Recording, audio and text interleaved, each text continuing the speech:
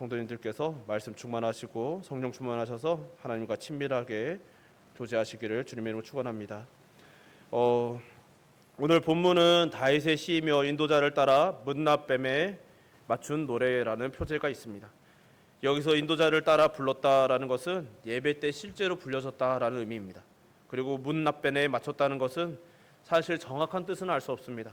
그런데 아마도 특정 곡조나 멜로디를 뜻할 것으로 추정하고 있는 것이죠. 근데 특별히 문나뱀이라는 단어는 히브리어 알 문나뱀에서 온 단어로 추정되는데, 알 문나뱀은 그 뜻은 아들의 죽음에 대하여라는 뜻을 가지고 있습니다. 그래서 오늘 본문의 내용은 감사와 승리에 대한 찬양이지만 다윗이 겪은 고난이나 혹은 압살롬이나 다른 아들의 죽음 같은 슬픈 상황을 배경으로 지어지고 불려졌을 것으로 여겨지고 있는 것이죠. 또 즉 슬픈 현실 속에서도 하나님의 구원을 찬양하는 아이러니, 즉 역설적인 의미가 담긴 시편이 바로 오늘 본문 9편입니다. 그리고 오늘 본문 9편은 이어지는 시편과도 연관성이 있는데, 확정할 수는 없지만 많은 학자들은 9편과 10편이 원래는 하나의 시편이었을 것으로 보기도 합니다. 실제로 70인역에서는 이 9편과 10편이 하나로 묶여져 있기도 하는 것이죠. 그리고 초대 교회 때도 9편과 10편을 하나로 묶은 사본들이 있다고 합니다. 이것으로 보아 유대인들도 아마도 그렇게 여겼을 수 있다라고 보여지는 것이죠. 이런 사실들을 염두에 두고 오늘 본문을 함께 살펴보기를 소망합니다. 시편 9편은 그리스도인들에게 일어난 기이한 일들을 보여주는 시편이죠. 다윗의 상황을 앞서 말씀드렸듯이 정확하게 알 수는 없지만 아마 다윗은 불의한 자들에게 억울하게 송사를 당하고 있다고 4절에서 고백하고, 12절에서는 원수들은 다윗의 피를 흘리려 하며, 13절에서는 불의하게 자신을 미워하고 대적하는 자들 앞에 있습니다. 또 거의 사망의 문 앞에 있다고도 느끼고 있습니다. 15절에 그들은 다윗을 넘어뜨리려고 웅덩이를 팠고 그물을 쳤던 것이죠. 이 모든 것이 다윗이 본문에서 묘사하고 있는 자신이 처한 상황들입니다. 다윗뿐 아니라 수많은 성도들이 이런 상황들을 만나는 것이죠. 이것은 일반적인 인생은 아닙니다.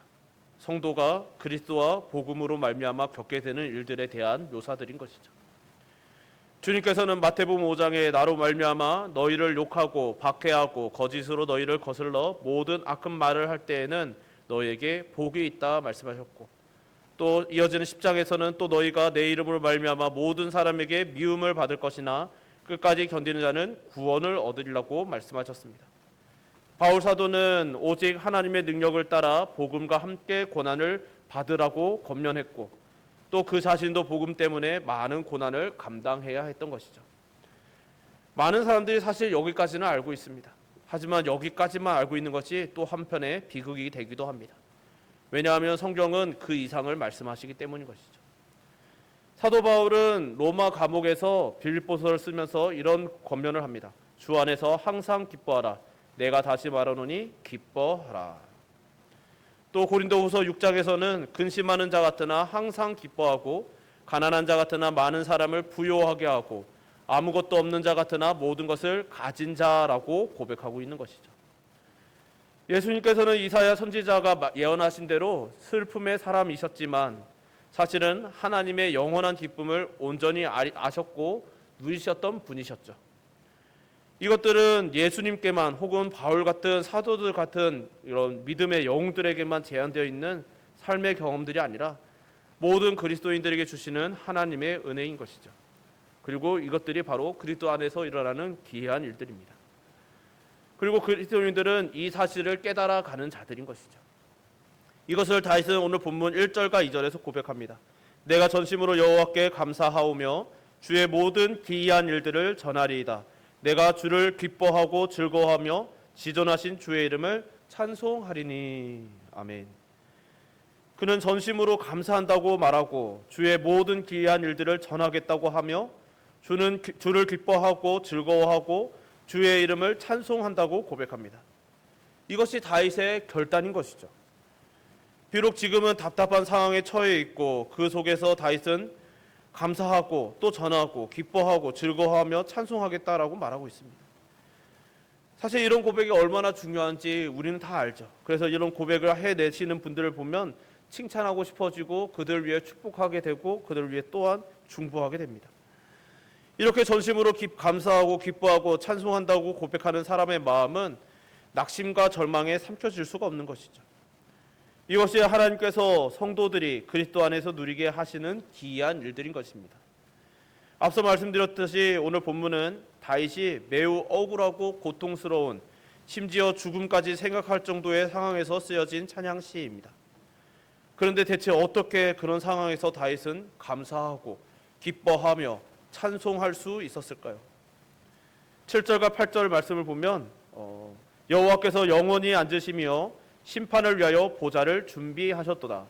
공의로 세계를 심판하시며 정직으로 만민에게 판결을 내리시로다라고 고백합니다. 다윗이 감사할 이유는 영원한 심판자이신 하나님께서 공의로 세상 만민을 심판하기 위하여 재판석에 영원히 앉아 계심을 알기 때문이었던 것이죠. 사랑하는 성도 여러분, 우리에게도 하나님께서 마지막 날에 세상과 만민을 공의로 심판하실 것을 아는 것이 감사와 즐거움과 또 찬송의 제목이 되고 계십니까? 사실 이것을 우리가 생각해 봐야 하는 것이죠. 많은 이들이 하나님께서 말씀하시는 그 심판, 특별히 요한계시록을 상상하며 두려워합니다.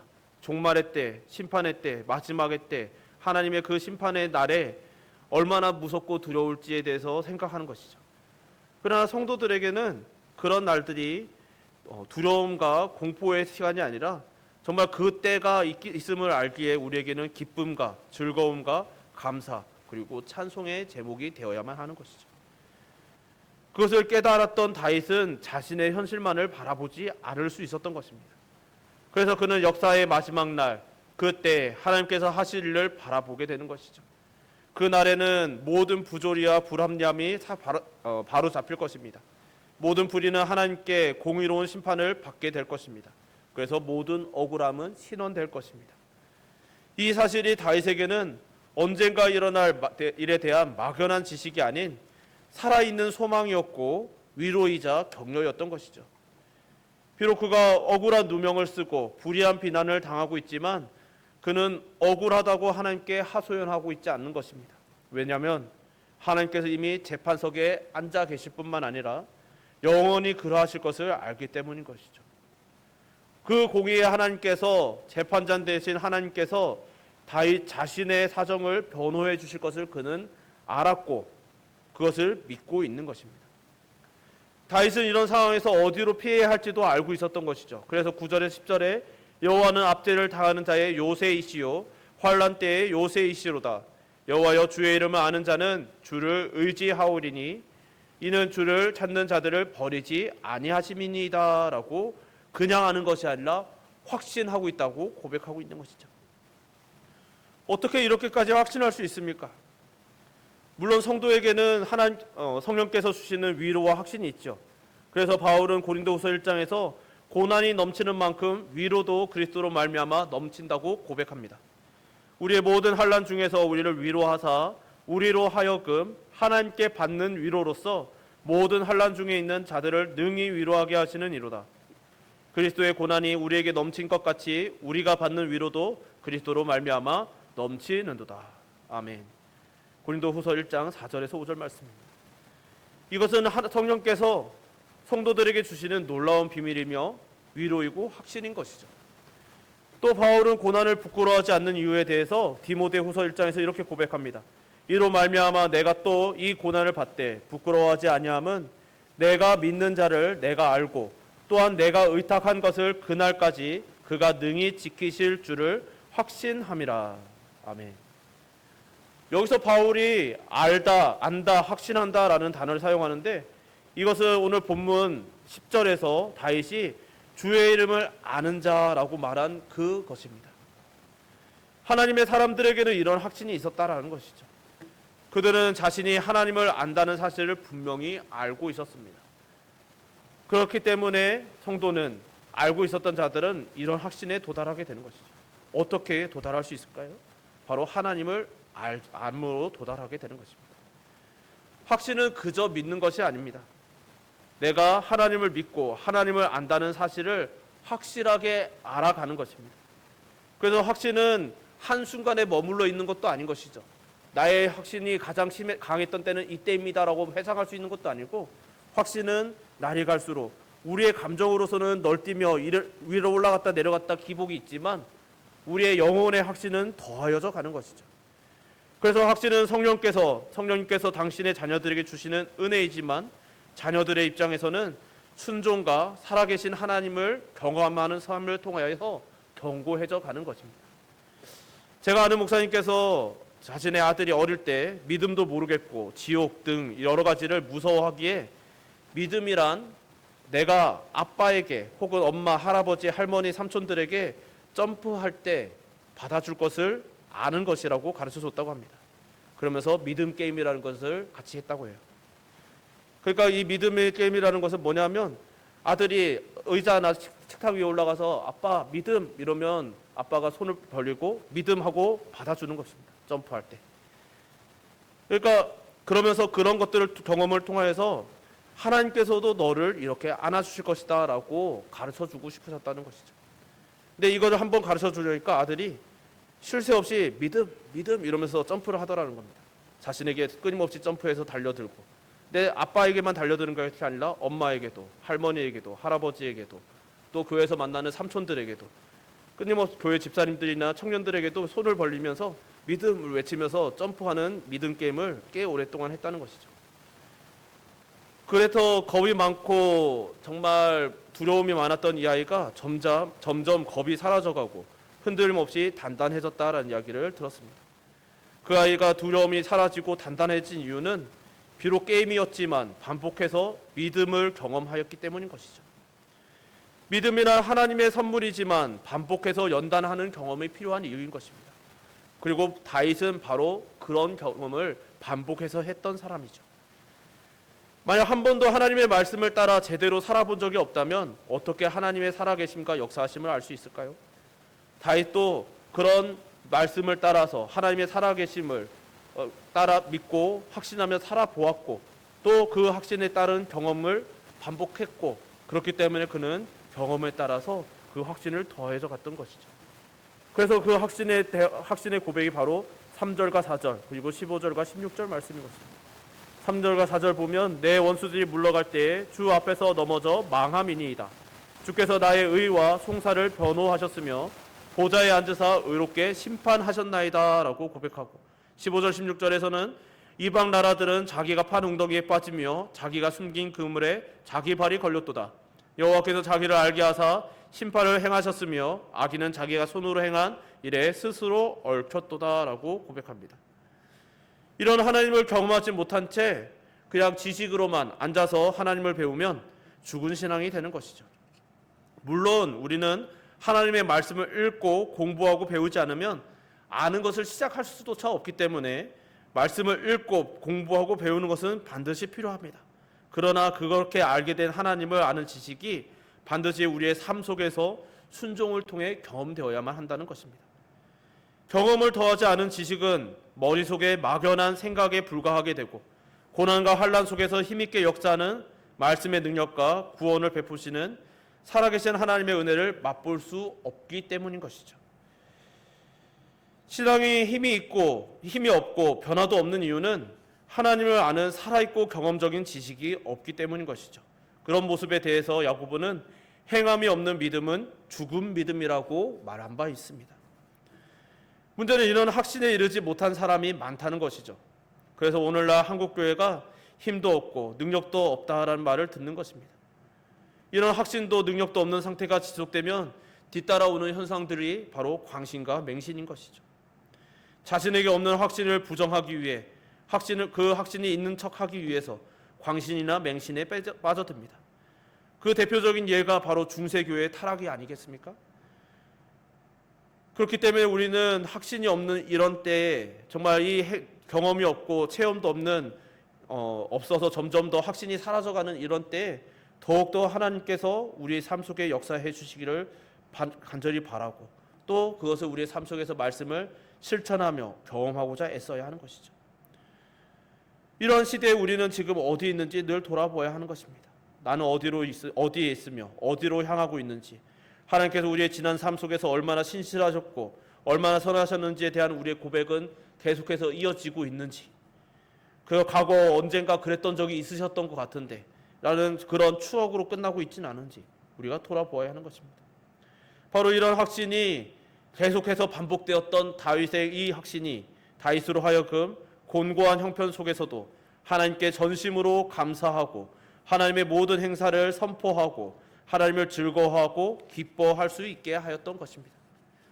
그럼에도 경험의 그 중요성을 강조하였음에도 이런 확신은 전적으로 하나님을 아는 지식과 연결되어 있음을 잊어서도 안 되는 것이죠.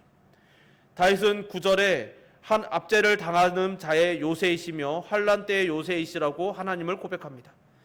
정말로 하나님께서는 다윗의 환난의 때에 그러하셨던 것이죠.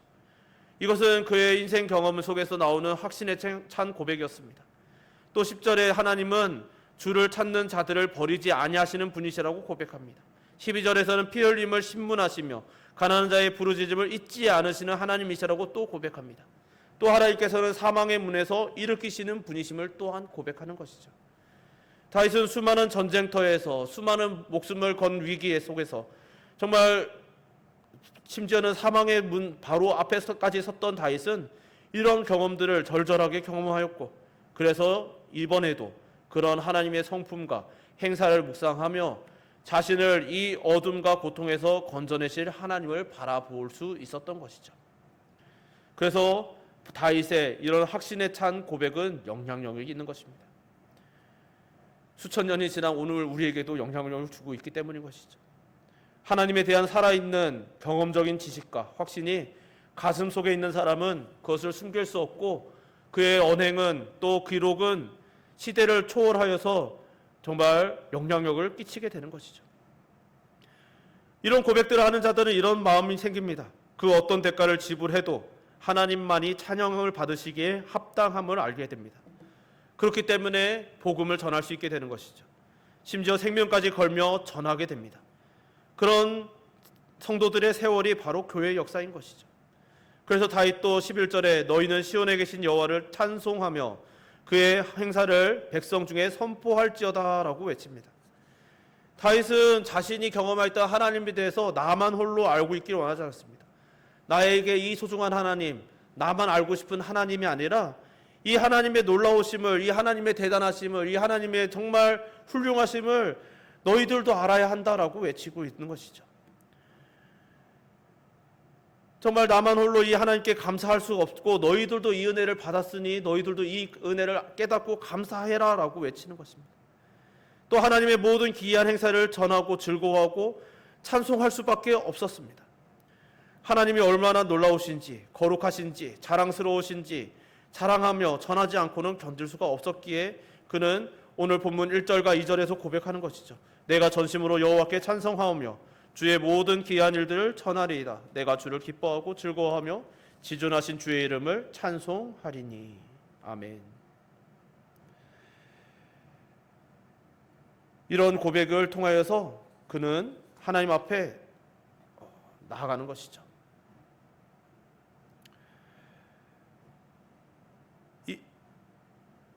그래서 다윗도 11절에는 그리고 너희는 시온에 계신 여호와를 찬송하며 그의 행사를 백성 중에 선포할지어다라고 또한 고백합니다. 그리고 14절에는 그리하시면 내가 주의 찬송을 다 전할 것이요 딸 시온의 문에서 주의 구원을 기뻐하리다라고 다짐하게 됩니다. 그리고 다윗은 13절과 19절, 20절에서 하나님께 간구하는 것이죠. 이 간구는 과거의 은혜의 경험, 그리고 하나님을 경험적으로 아는 지식, 그리고 이것들로부터 주어지는 놀라운 확신이었습니다. 13절에 다윗은 하나님께서 은혜를 베풀어 주시기를 구합니다. 비록 억울한 누명을 쓰고 있고 불의한 송사를 당하고 있지만 다윗은 자기의 의가 하나님께 나아가 구할 근거라고 생각하지 않았습니다. 다윗의 가치관 속에서 자신의 의로움이라는 것은 하나님께 호소하거나 요청할 근거가 되지 못함을 우리는 지난 7편에서 살펴본 바 있는 것이죠. 그리고 동일하게 오늘 9편에서도 내게 은혜를 베푸소서라는 다윗의 이 기본적인 태도는 자신의 의가 아니라 하나님께 나아가는 것이, 하나님을 의지함으로 나아가는 것을 라고 우리는 보아야 하는 것이죠. 그래서 그 고백을 이어서 19절과 20절에서 하나님의 심판을 간청하는 것입니다. 모든 것은 하나님의 심판의 날에 명백하게 드러날 것임을 믿는 것이죠. 이것이 성도들에게 얼마나 놀라운 소망인지 깨달으시고 믿으시기를 주님의 이름으로 축원합니다. 이 소망을 가진 성도들이 어떻게 은밀한 죄악을 행하거나 남을 해하면서 하나님 앞에 회개하지 않을 수 있을까요? 우리가 성도라고 해서 죄를 안 짓는 것은 아니죠. 그래서 서로의 모습을 보면서 우리는 상처 입기도 합니다. 하나님을 믿는 자가 어떻게 이럴 수 있지? 라는 생각을 하면서 우리는 서로 상처를 받습니다. 그렇지만 성도란 우리의 서로의 모습을 보면서 서로의 의를 찾지 못하여 상처받는 자가 아니라 그러할 때에 하나님의 의를 발견하는 것이죠. 나에게 찾을 수 없는 의 때문에 상처받는 것이 아니라 나에게 찾을 수 없는 의가 하나님께 있고 그 하나님의 의가 나에게 임하였음을 발견하는 자, 또 그 하나님의 의가 내 이웃에게, 내 형제 자매에게 임하였음을 발견하는 자인 것입니다. 그렇기 때문에 그 하나님의 의를 입은 줄 알기 때문에 나의 죄를 더 적나라하게 깨닫게 되고 회개하게 되는 것이죠. 그리고 이로써 우리는 소망을 품게 되는 것입니다. 내가 의로워서 내가 의로워질 수 있는, 완성할 수 있는 의를 바라보는 것이 아니라 나는 완성할 수 없는 이 의가 나에게 임하였음을 보며 이것이 나에게 소망이 되는 것을 믿는 것이죠. 하나님께서 이 나에게 의를 주셨기 때문에 내가 나의 죄를 알고 하나하나 해결해가며 성화되어져 감을 믿습니다. 그래서 마침내 영화에 이룰 줄도 믿게 되는 것이죠. 우리의 거룩이 완성될 줄을 믿는 것입니다. 그리고 이 소망이 이 땅에서 그 거룩하신 하나님의 성품을 따라 살아가고 싶은, 닮아가기를 싶은 열망을 만들어내는 것이죠. 그래서 우리는 하나님에 대한 의에 대해서 깨달았기 때문에, 그리고 그 열망을 품게 되기 때문에 우리는 그 믿음 때문에 악을 점점 더 미워하게 되는 것입니다. 다윗은 또한 20절에 이렇게 고백합니다. 이방 나라들이 자기는 인생뿐인 줄 알게 하소서라고 간구하는 것이죠. 여기서 인생이란 말은 지난주에 살펴봤던 8편에서 사람이 무엇이기에라고 할 때 사용되었던 단어와 같은 단어입니다. 즉 깨어지고 부서지기 쉬운 질그릇 같은 인간을 묘사하는 말인 것이죠. 그래서 이 간구는, 이 기도는 인간의 모든 교만을 꺾어달라는 간청이기도 합니다. 하나님이 없는 인간은 자신이 하나님인 줄 알고 혹은 하나님이 될 수 있다고 생각하며 살아가죠. 이것은 그냥 비단 권력자들뿐만 아니라 오늘날 하나님 없이 살아가는 수많은 평범한 사람들의 삶의 태도 또한 그러함을 우리는 보고 있는 것이죠. 그렇게 다윗의 기도는 오늘 우리의 기도이기도 한 것이죠. 주님, 모든 인생들이 자신들은 질그릇 같은 존재임을 알게 하옵소서라는 기도를 해야 하는 것입니다. 사랑하는 성도 여러분, 오늘 본문은 성도가 이 불의한 세상을 어떻게 살아야 하는지를 노래하며 말씀하고 있습니다. 그것은 바로 믿음으로 사는 것이죠. 날이 갈수록 악해져가는 이 세상을 보며 많은 성도님들이 상처받고 또 낙심하고 좌절하는 것을 봅니다. 그래서 때로는 이 세상을 향하여 더 이상 외칠 의미를 찾지 못하겠다고 말씀하시는 분들도 있습니다. 그러나 성도가 해야 하는 것은 이 세상을 바라보며 이 세상에 대해서 기대하는 것이 아닌 것이죠. 이 세상뿐만 아니라 하나님 앞에 서서 이 자리에 나와서 함께 예배하는 성도이고 하나님을 아빠 아버지라 부를 수 있는 나 자신조차도 이 세상에 있는 불의한 자들과 다르지 않은 죄인일 뿐임을, 질그릇 같은 존재일 뿐임을 날마다 깨닫고 그렇기 때문에 소망을 찾는 자들인 것입니다. 내가 소망이 있어서 하나님 앞에 소망이 있는 자가 된 것이 아니었듯이 저들에게도 하나님 저들의 교만을 꺾으시고 저들이 하나님 앞에서 소망 있는 우리와 같은 백성이 되게 하여 주시옵소서, 하나님의 자녀가 되게 하여 주시옵소서라는 고백을 하는 것이죠. 그것이 바로 믿음으로 사는 것입니다. 하박국 선지자의 고백처럼 의인은 오직 믿음으로 삽니다. 하박국서 2장에 보면 보라 그의 마음은 교만하며 그 속에서 정직하지 못하나 의인은 그의 믿음으로 말미암아 살리라 라고 고백합니다. 믿음으로 사는 것은 억울함을 하나님께 가져갈 뿐만 아니라 하나님의 심판의 날을 바라보며 소망을 품고 그 소망으로 인해 하나님께 전심으로 감사하며 주의 모든 기사를 전하고 주를 기뻐하고 즐거워하며 지극히 높으신 주의 이름을 찬송하겠다고 전하겠다고 결심하게 되는 것입니다.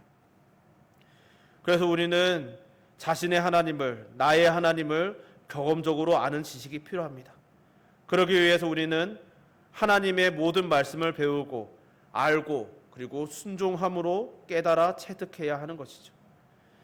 하나님께서 이런 은혜의 수단들을 통하여 우리의 믿음이 세월과 함께 견고해지게 하시고 다윗이나 바울 사도나 모든 믿음의 형제 자매들과 함께 서게 하시고 능력 있게 하실 줄 믿습니다. 그리고 심판의 날을 소망과 감사로 바라보게 하실 것입니다. 그런 믿음이 이 자리에 저와 여러분 우리 모두에게 충만하시기를 주님의 이름으로 축원합니다. 우리 이 시간 찬양 한 곡 우리 함께 고백했으면 좋겠습니다. 우리 세상 흔들리고 사람들 변하여도 오직 믿음으로 살겠다는 가사를 생각하면서 우리 함께 고백했으면 좋겠습니다.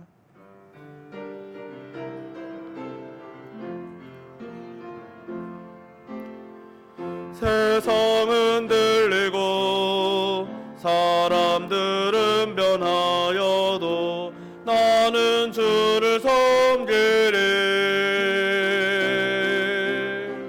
주님의 사랑은 영원히 변하지 않네. 나는 주를 신뢰해. 세상 흔들리고 사람들 변하여도 세상 흔들리고 사람들은 변하여도 나는 주를 섬기리.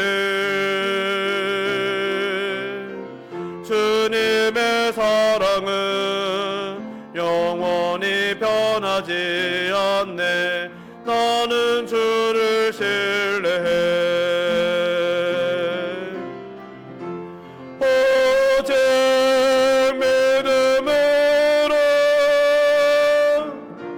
믿음으로 내가 살리라.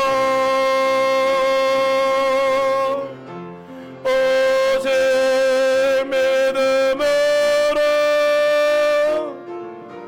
믿음으로 내가 살리라. 믿음은 들리고 사람들 주 떠나도 믿음은 들리고 사람들 주를 떠나도 나는 주를 섬기리. 주님의 나라는 영원히 쇠하지 않네. 나는 주를 신뢰해. 오직 믿음으로 오직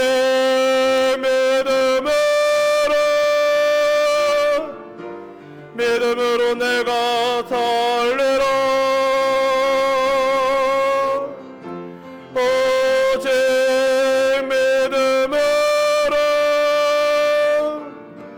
믿음으로 내가 살리라. 오직 의인은 믿음으로 살리라. 오직 의인은 믿음으로 말미암아 살리라. 오직 의인은 믿음으로 말미암아 살리라. 우리 시간과 잠시 기도했으면 좋겠습니다. 기도하실 때 하나님, 우리는 연약하여서 세상을 보고 흔들립니다. 또 사람들을 보고 또 시험에 듭니다. 때로는 우리의 믿음도 흔들리고 또 우리 주변의 사람들도 떠나가는 것을 보며 교회는 점점 무너져 가는 것 같은, 쇠하여져 가는 것 같은 절망감도 느낍니다. 그러나 이러한 때에 우리가 바라봐야 하는 것은 변화무쌍한 우리 사람들, 이 세상을 바라보는 것이 아니라 오직 흔들림 없고 쇠하지 않는 하나님 나라를 바라봐야 되는 줄 믿사오니, 그것을 바라보며 자신의 상황, 어떤 상황에도 요동치 않았던 다윗처럼 우리도 하나님을 찬양하게 하여 주시옵소서. 우리도 하나님을 고백하게 하여 주시옵소서. 이 세상이 무엇이라 말하든 우리는 하나님을 경험하고 더 알아감으로 하나님을 사랑하는 그 사랑하는 마음이 깊어져 가게 하시고, 정말 날이 갈수록 말세가 되어져 가는 이때 영원토록 주님 앞에서는 그날까지 하나님의 살아계심을 증거하는 성도와 교회 되게 하여 달라고 우리의 믿음을 위하여, 우리 교회를 위하여 이 시간 주여 한번 부르고 기도합시다. 주여, 사랑과 그래 부사하신 하나님 아버지, 오늘 이렇게 저희들 불러서 주의 말씀을 함께 보며 생각해 봅니다. 주 아버지, 다윗은 정말 너무나 아름다운 찬양을 주님께 올려드리면서도 그의 처지는 너무나 공고하였고 너무나 주여 눈앞에 죽음이 아른거리는 너무나 절박한 상황, 너무나 억울하고 분통 터지는 상황, 주 아버지, 인간으로서 절망하고 좌절할 수밖에 없는 그런 처지에 놓여 있었음을 봅니다. 주 아버지, 그러나 다윗은 그런 때에 그들을 향하여 하나님, 나의 억울함을 신원하사 저들에게 심판을 주시고 저들을 벌하여 주시고 저들을 멸망시켜 주시옵소서라고 억울함을 호소하는 것도 아니고 자신의 처지가 주 아버지 지금 당장 주여 즉각적으로 변화되게 해달라고 구하는 것도 아닌 하나님을 찬양하며 하나님은 놀라우신 분이시고 하나님은 위대하신 분이시고 찬양받으시기 합당한 분이심을 고백하는 것을 봅니다. 그래요, 다윗은 날마다 나는 하나님을 찬양할 것이니 온 세상 사람들아, 하나님을 바라보아라. 너희들이 인생의 뿐일 뿐임을 깨달아라. 너희들이 질그릇 같은 존재임을 깨달아라라고 선포할 수 있었던 것을 또한 바라봅니다. 주 아버지, 그런 모습을 통하여 우리는 어떤지 돌아봅니다. 주 아버지, 날이 갈수록 힘들고 주 아버지, 세상이 흔들 때 또 우리의 마음도 흔들리고 주 아버지, 사람들이 주여 아버지 변하는 모습들, 주 아버지, 사람들의 주여 그 완악한 모습들을 보며 낙심하고 때로는 아버지 우리의 믿음도 흔들리고 교회들이 주여 역하여져 가는 때, 새하여져 가는 것처럼 보이는 이때 주 아버지, 정말 교회를 걱정하면서 주 아버지, 우리들 또한 연약하여지고 있지는 않았습니까? 주 아버지, 이럴 때일수록 우리들이 바라봐야 하는 것은 우리의 상황과 처지, 우리와 함께하는 것처럼 보였던 수많은 허수들이 아니라 주 아버지, 영원토록 변하지 않고 영원히 새하지 않는 우리 하나님 아버지, 우리 주 예수 그리스도, 또 지금도 우리와 함께 계신 성령 하나님께서 세우시고 지키신 주님의 나라, 주 아버지, 그 영원히 변치 않는 나라를 바라보는 주의 백성 되게 하여 주옵소서. 하나님의 변함없으심이 우리에게 믿음이 되고 우리에게 기쁨이 되고 우리에게 소망이 되며 영원한 찬양의 이유가 되게 하여 주시고, 다윗이 그러했듯이 그러하여 우리들이 날마다 어떤 상황 속에서 언제 어느 어느 자리에서든지 하나님을 찬양하며 하나님을 영원하지 하시니 영원히 변하지 아니하시니 인생들아, 하나님을 바라보아라. 하나님을 깨달으라. 너희들이 연약한 인간임을 진실심을 깨달으라. 주 아버지, 날마다 선포하며 우리의 삶으로 고백하며 주 아버지, 온 세상 사람들에게 우리가 그리스도인임을 숨길 수가 없는 주 아버지, 그런 성도 되게 하여 주시옵소서. 오늘도 아버지, 주 옆에 나와 기도하는 모든 주의 백성들과 함께 하여 주시옵소서. 살림하신 하나님 아버지, 오늘도 주의 말씀을 통하여 하나님을 깨달아가게 하심을 감사드립니다. 다윗의 경험을 통하여 우리를 돌아봅니다. 다윗이 앞서 깨닫고 우리도 모르지 않았고 이미 알고 있었던 하나님의 거룩하심, 영원하심, 정말 영원히 새하지 않는 하나님의 나라를 다시 한번 되새겨봅니다. 다윗이 그것을 꿈꾸고 그것을 품고 있음으로 인하여, 그것을 확신하여서 갔음으로 인하여 그는 어떤 상황과 환경에서도 언제 어느 곳 어느 자리에서나 변함없이 하나님을 찬양할 수 있었음을 보며 우리들의 믿음 또한 다시 한번 돌아보니 우리들 또한 하나님 앞에서 영원히 새하지 아니하시는, 영원히 변하지 아니하시는 하나님을 바라보며 그 하나님의 나라를 소망하며 오늘도 내일도 주님 뵙는 그날까지 영원토록 하나님을 찬양하고 하나님을 더 깊이 알아가기를 소망하며 하나님을 닮아가는, 그래서 우리의 삶으로 하나님의 살아계심을 증명할 수밖에 없는, 증명하지 않고는 견딜 수가 없는 하나님의 백성 되게 하시고 주의 몸된 교회 되게 하여 주시옵소서. 오늘도 불러주신 모든 은혜 감사드리오며 예수님 이름으로 기도드립니다. 아멘. 우리 찬송가 242장 찬양하시겠습니다.